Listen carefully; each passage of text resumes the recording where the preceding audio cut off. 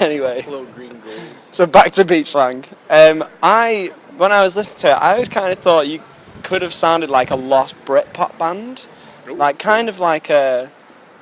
It kind of sounds a bit 90s, but not like, oh yeah, that they're just like a 90s throwback band. I'd noticed that someone had referenced Jesus and Mary Chain in an interview.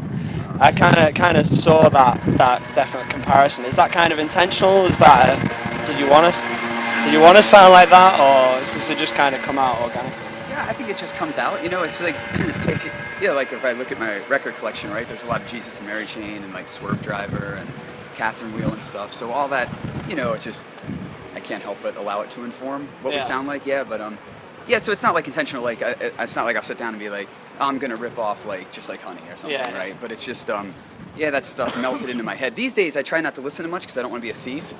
But that stuff was before I knew to like block my head. So that's already in there. So that's the stuff that sort of pours out, I suppose. Yeah. That's cool. Yeah. We also went to Ian Curtis's grave today. I just want to say that we're here. Really? We had to do that. Cool. Too. Yeah. Where is that? Is it Southern Cemetery? Yeah, it was 45 minutes away. Yeah, it was like MACCE. Oh, Macclesfield. Yeah. It was there. Nice. And, cool. So those were the two things we made sure we wanted to do today. So Yeah. I didn't want to somber it out, but I just wanted to like. No, that's cool. I have not been there, but that's really cool. Like part of history. Have you ever seen 24-Hour Party People, the film? Sure. Yeah. It's a great film. Like I rewatched it again recently. And it was kind of like, maybe want to start a record label. And then I was like, I've got no money, I can't do that. If you've got no money, it's a surefire way to get you less money, Yeah. If you have money, start a label, and then you won't have It's a nice sinkhole for money. Just throw money and... I know you're alright, don't worry. Man. Oh, the one courteous dude. Yeah, first nice guy, man. All right. Cheers. I'm just gonna piece together all the walkthroughs. Just do a montage. We'll get Ruben to do a second. He's the pro at it, man. I like the bit. How is it kind of having like a range of ages in the band? Does it come up with any interesting scenarios that you've not encountered before, or is it just kind of you don't really think about? Yeah, no, I think in some ways it sort of doesn't matter, Like I think when we're like playing and we're on the way and we're doing the thing or anything that's in the context of the band, it's out the window. We all just feel like the same, 14-year-olds just happy to be hanging. But then when it comes to like certainly writing, James has, James's music collection goes back a little further and Ed and Ruben's are a little more contemporary, I kind of ride the middle a little bit. So we do bring, I guess, like a little bit of an eclectic range of influences in because of the age difference. But I think when it counts, it's just we're in the moment, man, and we just feel kind of like the same. It's cool. Same teenagers or something. It is kind of your sound is quite hard to pin down as well. I know I kind of like reference Jesus and Mary Chain, but you don't really sound like Jesus and Mary Chain. Like you don't sound like. That's right. They didn't care at all. That's cool. That guy's got cool pants on though. Yeah, I do like those. Curry. Like beige. Yeah, I go curry. Or like a yellow curry. Yeah. Depends what curry though. Pants that Dwight would wear. You can get different curries. No, yeah. Not the tikka masala, but my like hair's kind of korma, the colour of curry. Yeah, I dig it. I could eat some of that. Like a boona.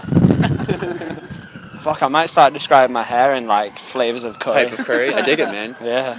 You got like a tikka masala beard with like a. You got like a korma hairdo. You got like a Vindaloo style, like. That's it, man. My first cartoon crush ever was Ariel from The Little Mermaid. There you go. Oh, mine was from Rabbit. Jessica Rabbit. Jessica Rabbit. Also ginger. Mine was from Thundercats. I think she was a ginger as well. Oh yeah. There you go. Part cat too, so that's kind of weird. James, you want to chip in? I don't know. I'll pass. I don't know what mine was. I don't know if I've ever had a cartoon crush. Oh, and then oddly enough, my other crush, but I was like, was the Heathcliff, the girl in Heathcliff, his girlfriend, also Kathy? a cat. Figure that out. Oh, I had a I'm thinking of Wuthering Bulma Heights. from Dragon Ball Z, and she had blue hair. There you go. That is cool. I think mine was possibly April O'Neil from Teenage Mutant Ninja Turtles. Oh, cool, yeah. Okay. I would dig that too. Yellow jumpsuit, man. Also a redhead. Yeah. Gotta love them gingers. Like. Yeah, that's right. So you guys are kind of getting a lot of media buzz. Like, I mean, there's just us, this silly website. But then you got like Pitchfork doing a review of your last EP.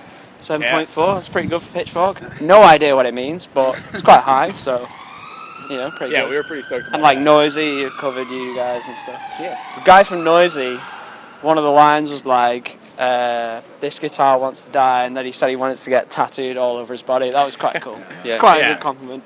Do you guys kind of notice that, or do you pay any attention to it, or is it just kind of nice and you like, yeah, whatever?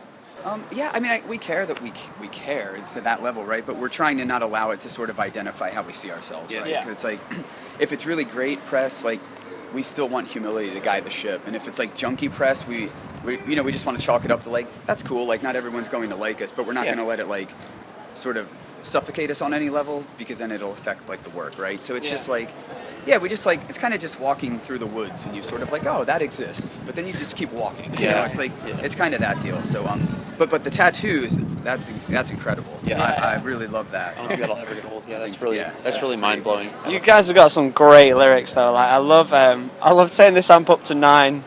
I don't want it too loud. Like it's just so anti-machismo. I love it.